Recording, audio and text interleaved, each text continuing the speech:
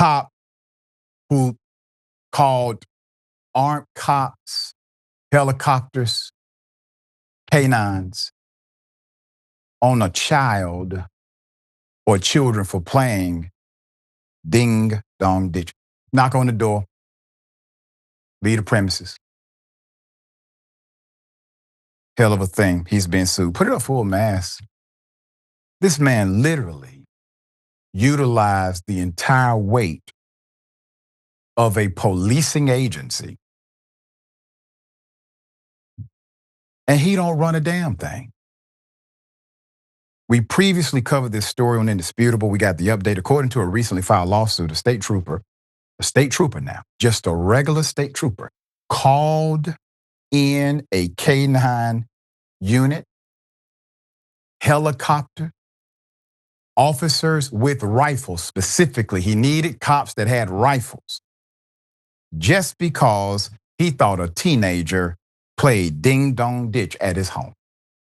Now, sir, if that's the way you will handle affairs in your domicile, I can imagine how you have handled your life as a cop. The Delaware state trooper reportedly tried to turn off his body camera before brutally assaulting a teenager. Officials say Walters was on duty when the incident occurred, but turned off his body camera during the assault, but the device still captured the video with no audio because he wasn't aware. A Delaware state trooper who was fired and jailed for violently assaulting two teenagers after learning one of them played a game of ding dong ditch at his house is now facing a lawsuit from the boy's family. And a reminder, the teen was not charged, but the indictment says the following day, Walters looked up the teen on the state's law enforcement information database that contains addresses, pedigree, background information.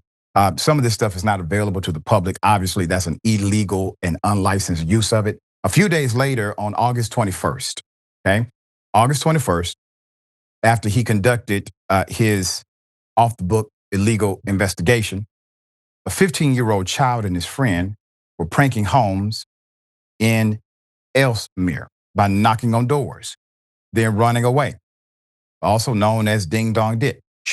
Walters drove toward his home, calling Delaware state police troopers and other police agencies for assistance. The indictment said, police said this was reported as an attempted home invasion, sending out the state police helicopter, various K-9 units. Now, this man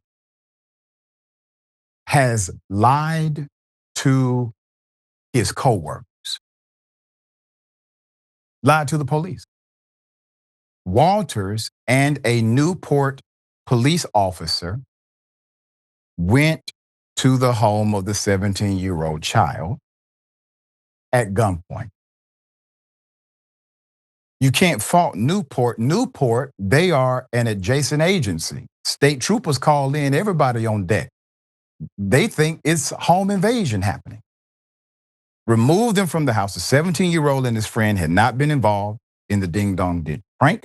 The teens were forced to the ground where one can be heard on the body cam saying, "Please help me," and calling for his mother. According to a grand jury indictment, Walters spotted one teenage boy in his neighborhood on August 17, 2023, and launched a verbal altercation after believing the child was engaging in misconduct. He and the local police took the child home, and the teen was not arrested or charged. With the 15-year-olds handcuffed behind him, another trooper took this child to a state police SUV. Multiple jurisdictions are involved in this, and was placing him in the rear passenger seat. That's when the indictment said Walters turned off his body cam, walked to the police vehicle, struck the child's face, he's handcuffed, twice, causing an orbital fracture. He fractured the skull. Dempsey Walters, 29, charged with second-degree assault, a felony, deprivation of civil rights, a felony, 2 counts of third-degree assault, misdemeanors, and 2 counts of official misconduct. That's the charge you always look for, official misconduct or violation of oath. That guarantees if that sticks, you never get a job in policing again. He got other misdemeanors as well. The lawsuit comes 1 year after Walters pleaded guilty to assault and deprivation of civil rights, both felony charges. He also pleaded guilty to 2 misdemeanor counts of assault and a third in the third degree and 2 counts of official misconduct. He'll never be a cop again. There have been no photos published of the trooper. We're still trying to find it. If you all find one, send it to us at Indisputable. Okay. This story has so many nuances and so many of the variables that exist inside of cop and community relations. But let's be 100. We already know about the cop. He's a scumbag. Okay, he's gone. Everybody agrees. Prosecutor, grand jury, he even agreed because he pleaded guilty. He didn't go to trial. So everybody agrees. Here's the other part of it. The other men and possibly women in law enforcement who were at that scene, who held a child handcuffed in an SUV, stood around, protected, waited, and covered for a grown-ass man to punch a child in the face twice. And they said nothing to nobody. That is the culture of corruption. That part is why it permeates. All right. Yes, thoughts? Yeah, Ding Dong Ditch is a classic, Yeah. I can't imagine that it's effective anymore these days since no one rings doorbells anymore and everyone's got a camera on their front doors. But at worst, Ding Dong Ditch is only ever annoying. It was never life-threatening. It was never threatening at all. It was never an act of terrorism. If it's a prolonged issue, maybe you have a case for harassment. But even that, I think, would be a hard sell, and it would be embarrassing for the person making the claim. If the conservative crowd that supports cops and whatever brutality that entails in the name of serving and protect, aren't those people at least mad about the astronomical waste of taxpayer dollars that went into this? Not just, all the resources that this guy called in to get this kid who allegedly played ding dong ditch on him, but now we have to go to court. Like, all this stuff needs to happen.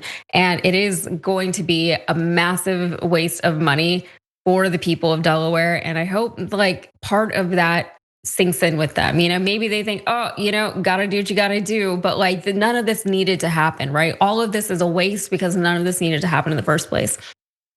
People like this obviously should not be working in law enforcement either, but there's no real way to protect against people like this joining the police force. If anything, they're not trying to, right? If if there was a way to prevent this from happening, if they cared about preventing things like this from happening, then they would get rid of people who function this way. But we've seen already just today on this show, we've seen several examples where these cops are not getting punished for their bad behavior. In this case, he actually did, which is kind of a miracle. But I have to believe that part of it was because he wasted so much money and so much resources. It's like if you call 911 and there's no emergency, you wasted a lot of the city's money. So then that's when they actually get mad. But as he pointed out, there were a lot of other people involved in this because of all of the resources that he called in.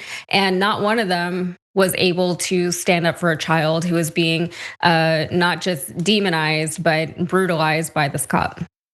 Yeah, it's called child abuse.